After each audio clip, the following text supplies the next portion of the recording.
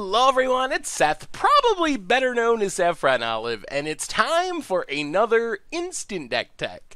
So, as I'm sure you know, Wednesday means it's Wildcard Wednesday here at Instant Deck Tech Land, and today's deck is certainly wild. So we are looking at red-black vampires, and you might think, well, red-black vampires, that's not that crazy. It's a good budget option, right? We got a lot of pieces from Eldritch Moon and Shadows over Innistrad.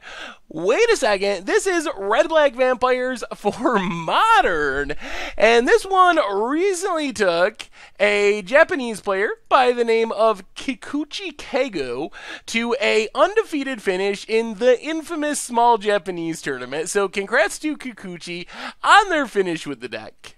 A quick reminder before we break it all down, if you enjoy this deck and you want to see it made into videos, take a minute, click the like button, the subscribe button, leave a comment, anything you can do to support your deck, because whichever deck is most popular gets a shot at being made into videos next week. So the payoff for being red-black vampires in Modern is some super powerful lords. So Strong Card Captain is actually pretty solid. Not only does it give all of our vampires +1/+1 for 3 mana, so a little expensive, not like Merfolk style lord, but not bad. It also gives them First Strike, which makes it really miserable to deal with them in combat, both on offense and on defense.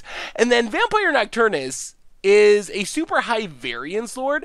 If we don't have a black card on top of our library, it's literally a hill giant that has 3 black mana symbols in it. Not a good card, in limited even, let alone Modern. However, since we played with the top card of our library revealed, if that card is black, it is an insanely powerful lord, giving all of our vampires, including Nocturnus itself, +2/+1 and flying. So if we got a black card in a bunch of vampires, it pretty much just comes down and closes out the game super quickly. Our Strong Card Captain's a 4/3, Nocturnus is a 5/4, they're both flying. First Strike from the Strong Card Captain gets really out of control really quickly, and we have a lot of black cards in our deck. Not as many as I would like to see Vampire Nocturnus. There are a few red cards and some lands, but we're about 50-50, slightly better than 50-50, that Vampire Nocturnus will be an awesome lord and not just a bad hill giant.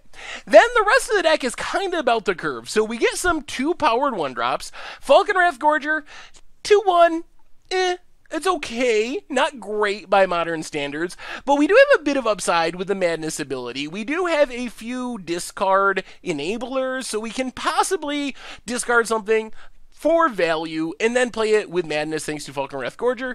Lacerator is really good as a 2/2 for 1, but it is also pretty painful because it costs you life unless you get your opponent under 10. So in the early and mid game, it is draining you away, and it's worth noting, it's going to keep draining. So if it somehow gets stonewalled, you literally have to like suicide it into a blocker and have it die because you can't tap it or something like Carnophage to not take the damage. You're taking that damage until you get your opponent under 10 life.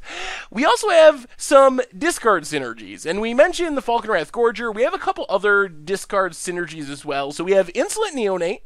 It's seems horrible, but this card has proven itself to be a staple in Modern Dredge, and it's reasonable here as well. We can discard something for value. We can also just get in some random damage thanks to Menace. Hair of Falkenrath is like a Vampire Delver. Unfortunately, it's 2 mana, and to flip it, we gotta discard a card rather than just flipping it naturally. But it turns into a 3/2 flyer. Call the Bloodline gives us another discard outlet, gives us some lifelink, and then Smuggler's Copter, good enough to be banned in Standard. So what are we discarding? Well, we have a few different options as far as discarding.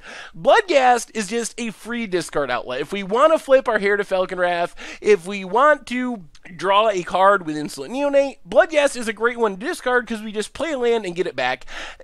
Asylum Visitor always has Madness, even if we don't have a Falkenrath Gorger. So if we can have a couple mana up, we get to discard it, play it, and then Call of the Netherworld is super sweet, because the Madness cost is 0, so if we discard it, we just get a black card back from our graveyard without paying any mana at all, which is actually pretty powerful. The rest of the cards in our main deck, we have Gatekeeper of Malakir, the Removal Vampire, a Edict on a Stick, really powerful card if we can cast it. The deck, while it does have a few red cards, it is very weighted towards towards black mana. There's only a single basic mountain. There's also an Urborg that can make that into a swamp, so we shouldn't have any trouble casting it. And then a couple of Fatal Push, which is just proven to be a super key removal spell for the modern format.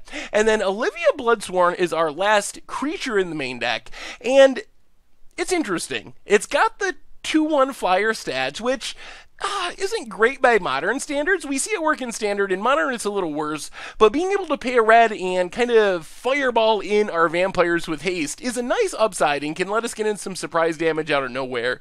Mana base wise, bunch of fetches, some blood crypts, some swamps, and the Urborg.